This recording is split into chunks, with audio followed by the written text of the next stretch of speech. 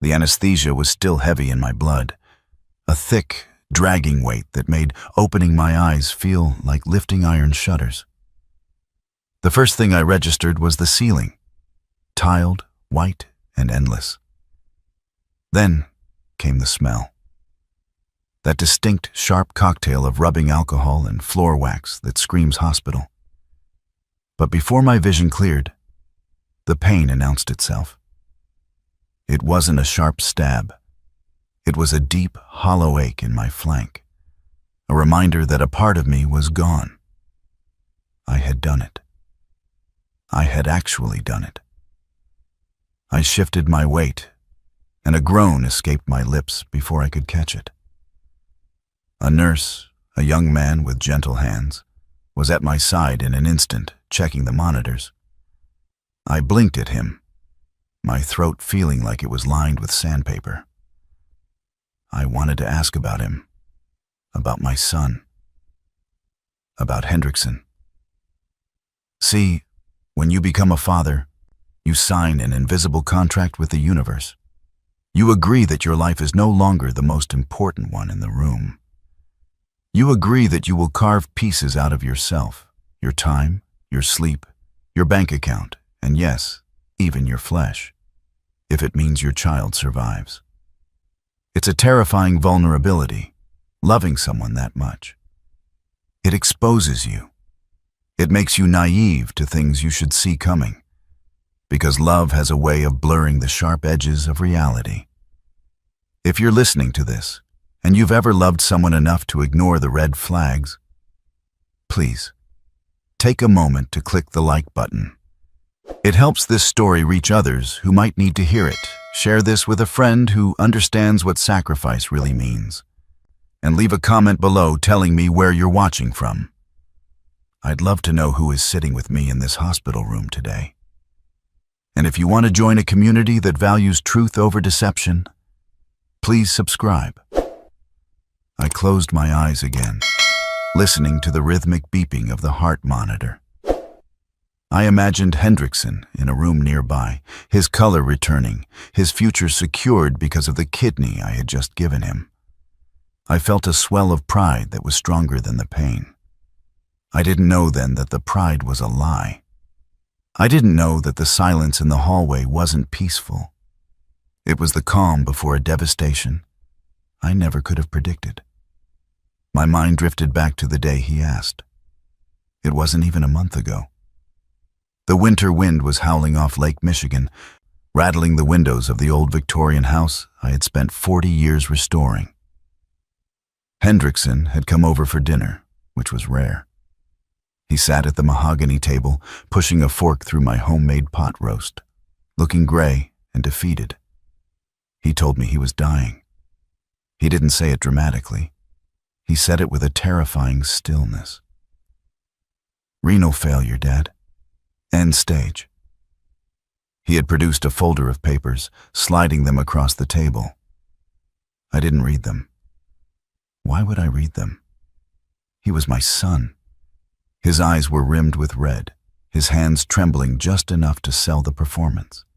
He talked about dialysis not working, about waiting lists that were 5 years long, about how he didn't have 5 years. He had maybe 5 months. Looking back, I wonder about the mechanics of a lie that big.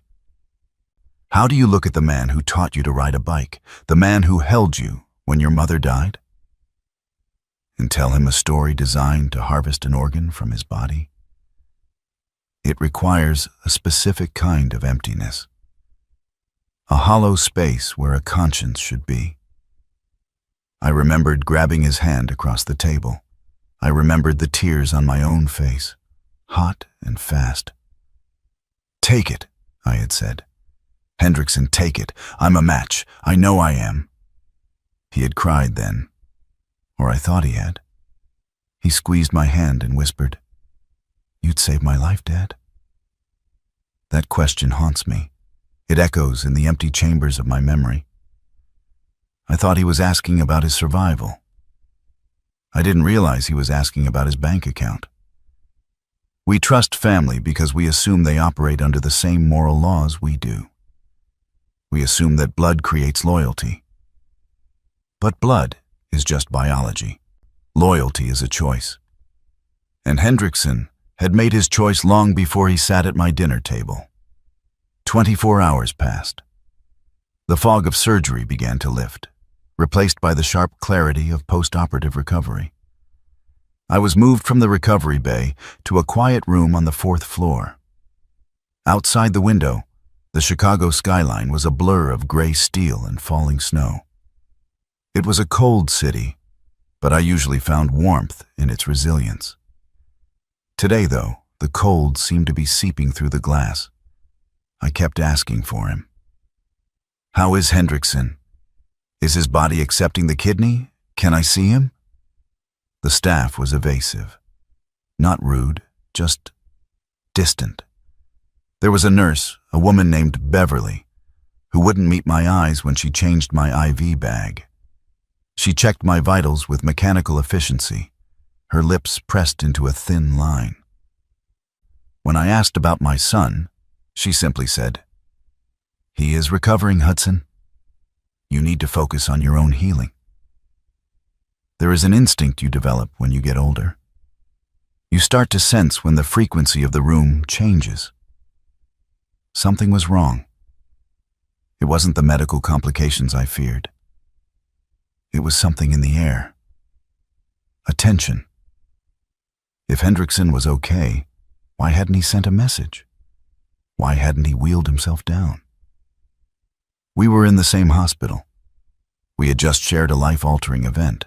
I tried to rationalize it. He was probably in more pain than I was. The recipient's recovery is often harder than the donor's. I told myself I was being paranoid, that the solitude of the hospital room was making me anxious. But deep down, in the pit of my stomach, a cold knot was tightening. It's strange how the body knows betrayal before the mind accepts it. The heart recognizes the knife before the eyes see the blade. By the morning of the 2nd day, the silence was deafening. I was sitting up, sipping weak tea that tasted like cardboard. The pain in my side was a dull roar now, manageable but constant. I stared at the door, willing it to open. I wanted to see his face.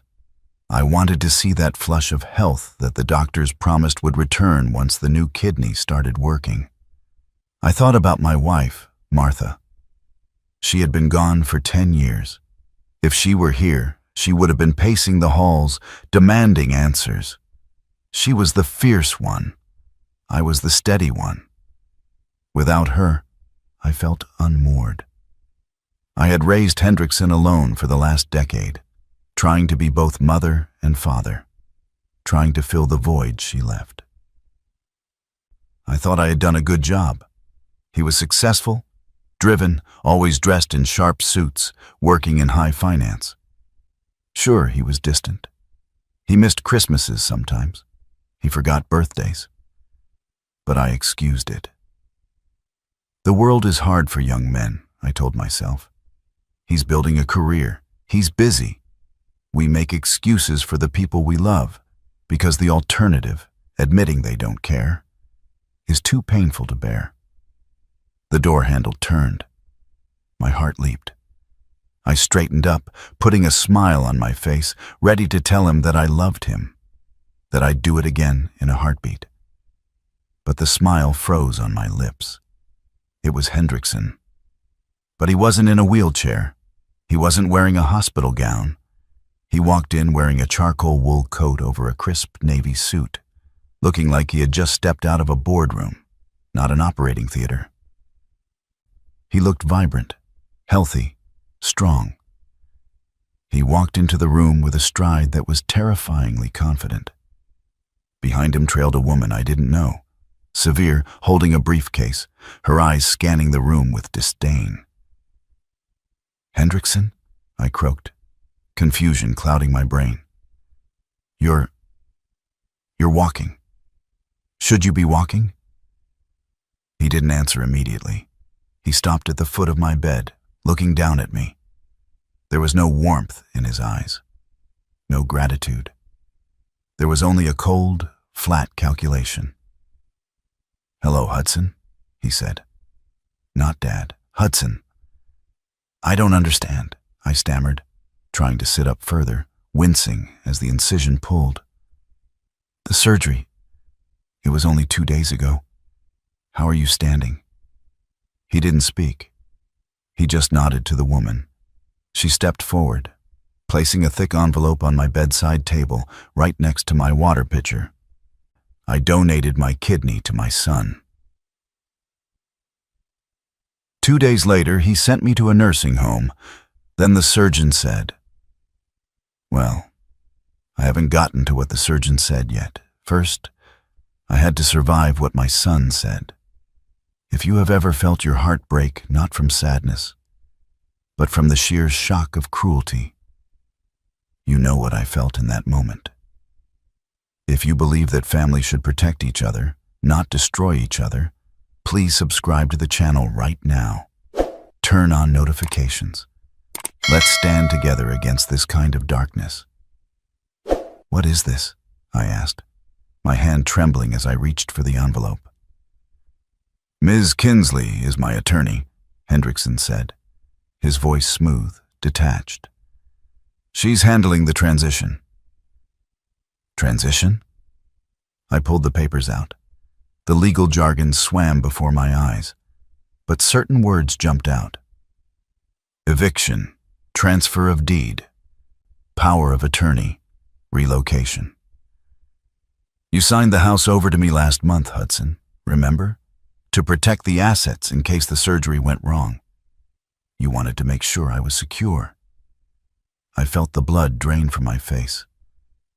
I signed a medical proxy and a temporary trust. You signed a quitclaim deed, Ms. Kinsley corrected, her voice like grinding glass. The property at 42 Willow Creek Lane belongs solely to Hendrickson now. And as the owner, he has decided to liquidate the asset. "Liquidate?" I whispered. "That's my home. Hendrickson, that's the house you grew up in. I built the deck with your grandfather. Your mother's garden is in the back." "It's a depreciating asset in a rising market," Hendrickson said, checking his watch. "I've already accepted a cash offer. The developers are tearing it down next week." Tearing it down? My life, my memories, Martha's garden, all of it, erased for cash. "Why?"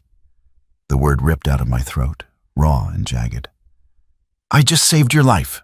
I gave you my kidney. How can you do this?" Hendrickson sighed, a sound of profound boredom. He looked at me like I was a dull child who couldn't grasp a simple concept. "You're old, Hudson. You're alone. The house is too big for you. It's a waste of capital." "I am your father," I screamed, the monitor beside me beeping faster as my heart rate spiked. "I am the reason you are breathing right now." He finally looked at me, really looked at me, and what I saw in his face terrified me more than the eviction. It was a complete absence of humanity. "You served a purpose," he said, "and now that purpose is fulfilled. You don't need a 4-bedroom house to watch TV and sleep. You need supervision. The cruelty of entitlement is a poison. It convinces people that they deserve everything they take, and that anyone who gives to them is merely paying a tribute." He didn't see a sacrifice. He saw a transaction where he was the only winner. "You can't just throw me on the street," I said, tears finally spilling over. I wasn't crying from sadness anymore. I was crying from a helplessness so total, it felt like drowning.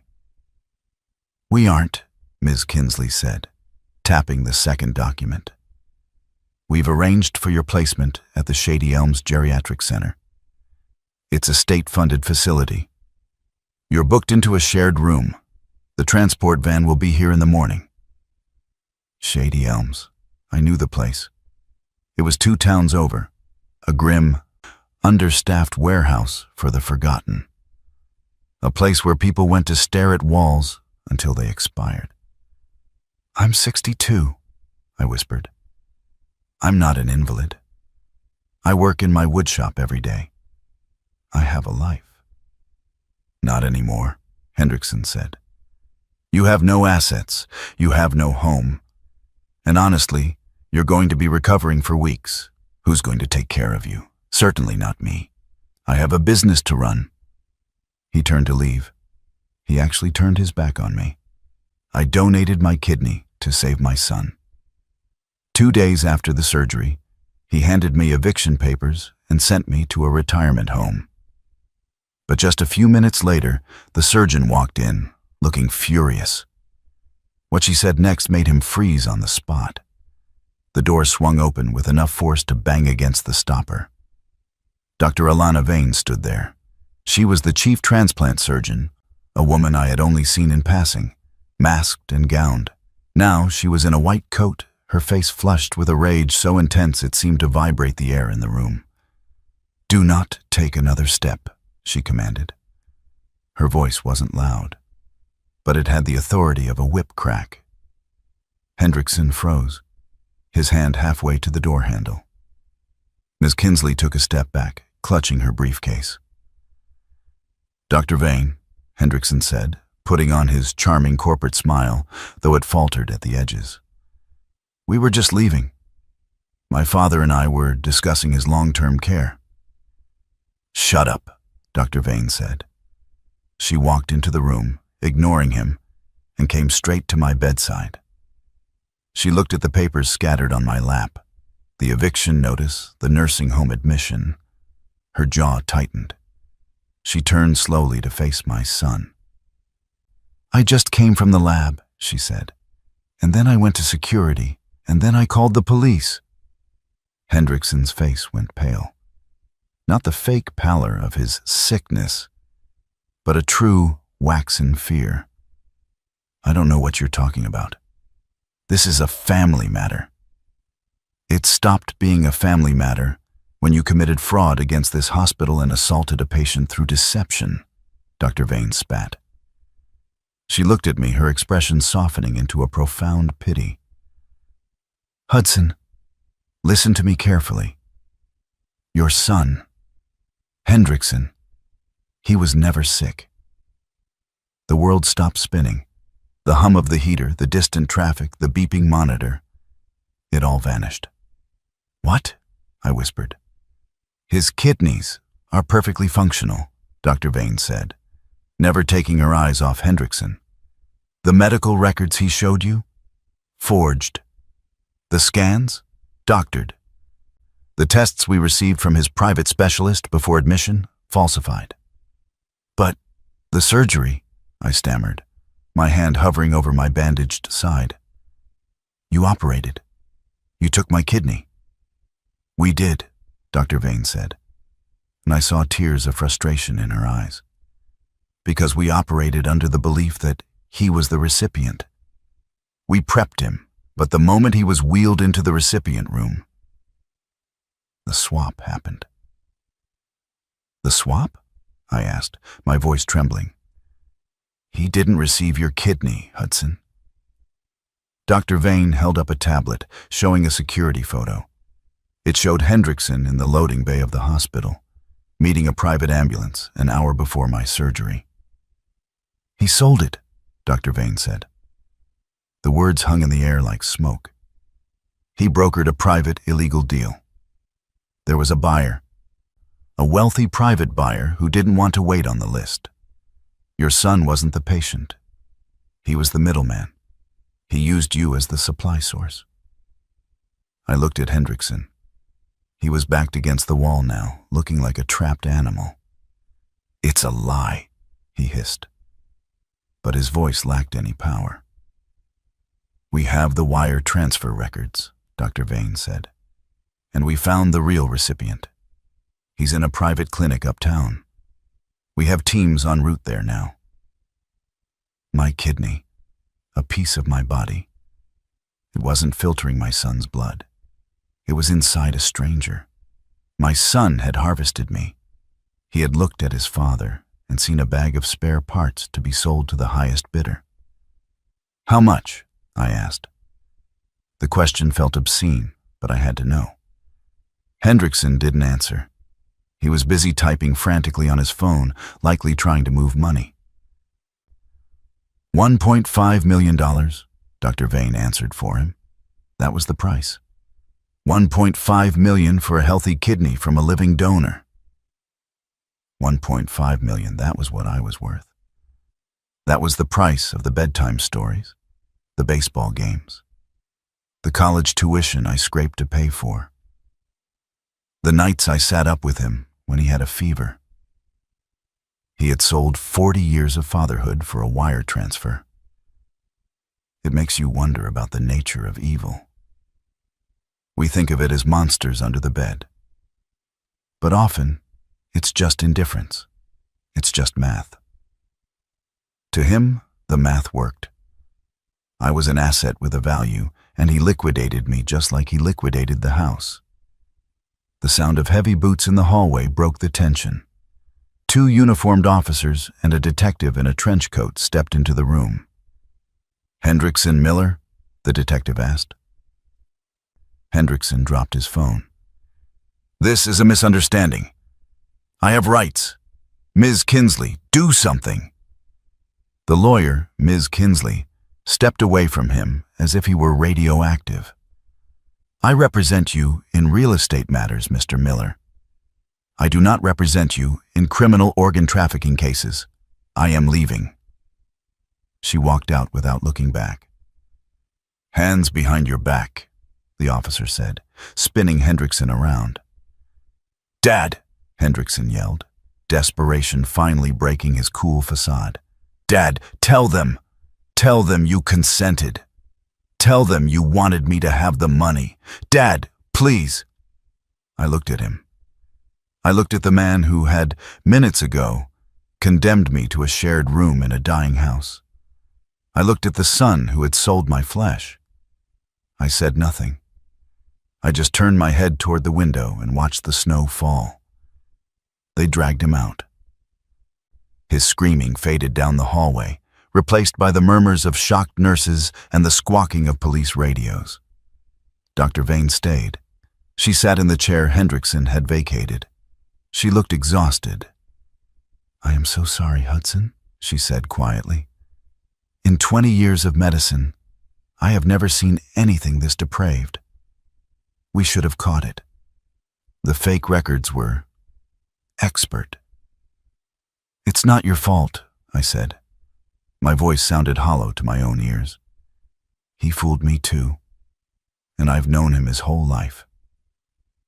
I lay there for a long time after she left. I was technically homeless. My son was in jail. My body was cut open. I felt a grief that was heavier than death. When you bury a parent or a spouse, you grieve their absence. But when you lose a child to their own darkness, you grieve their presence.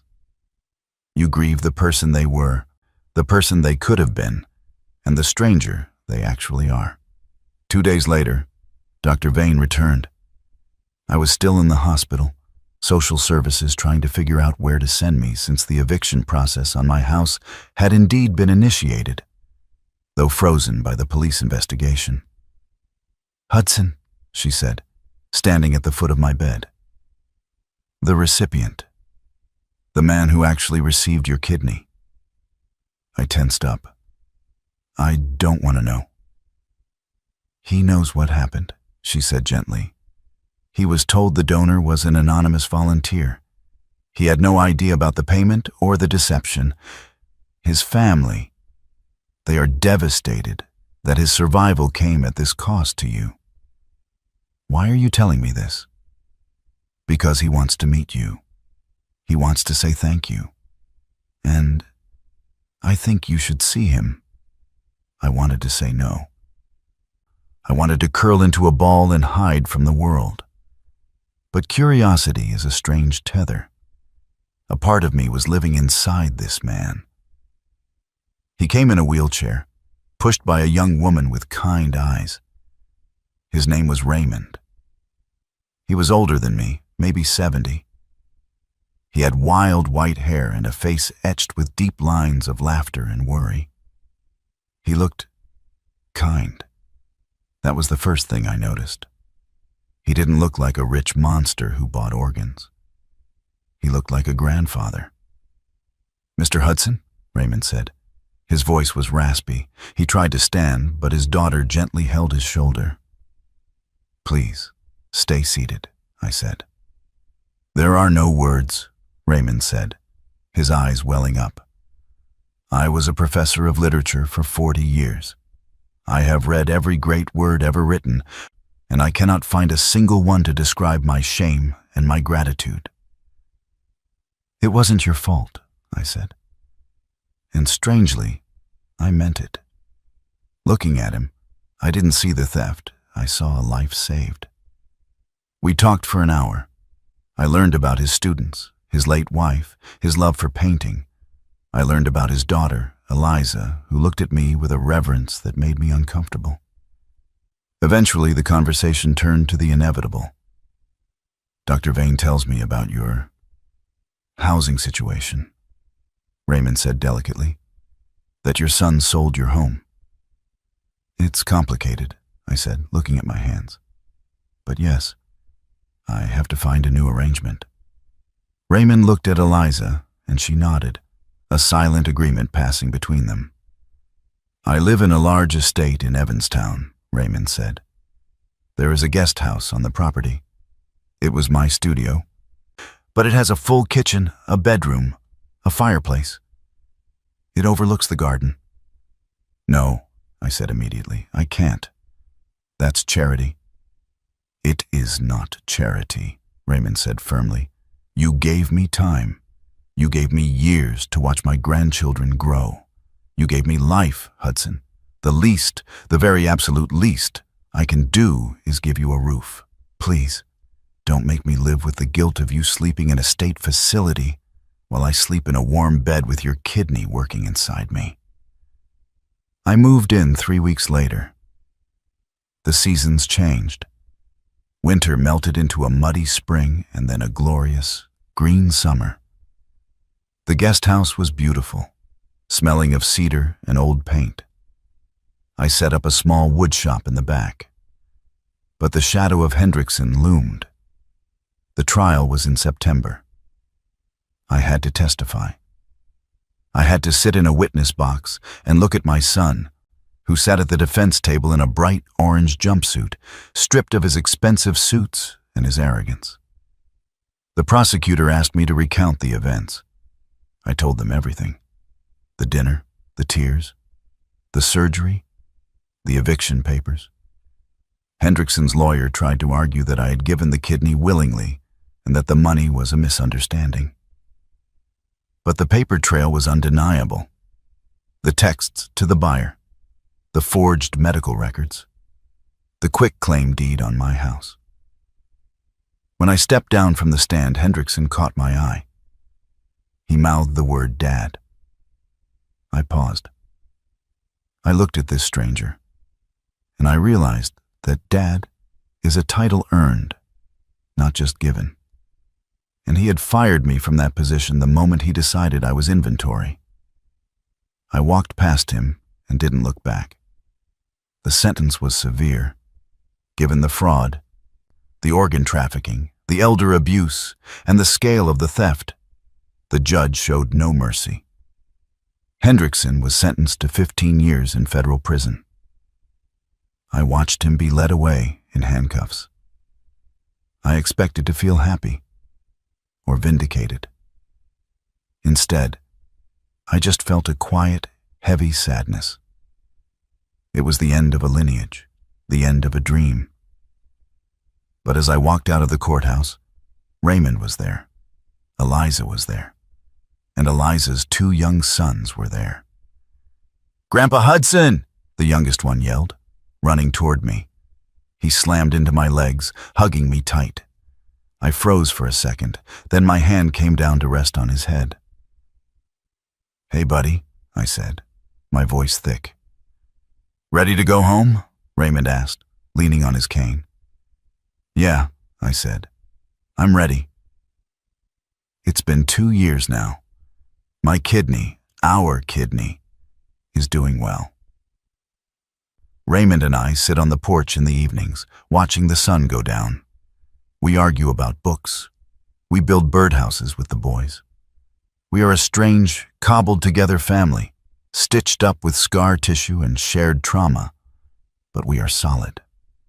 I never got my house back. The developers dozed it before the legal injunction could stop them.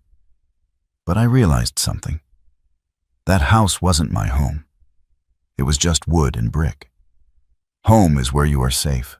Home is where you are not a transaction. Home is where, if you fall, someone catches you instead of checking your pockets for loose change. I learned the hard way that blood doesn't make you family. Love does. Respect does. And sometimes, you have to lose the family you were born with to find the family you were meant to be with. So, I ask you today, look at the people around you. Do they love you, or do they love what you can do for them?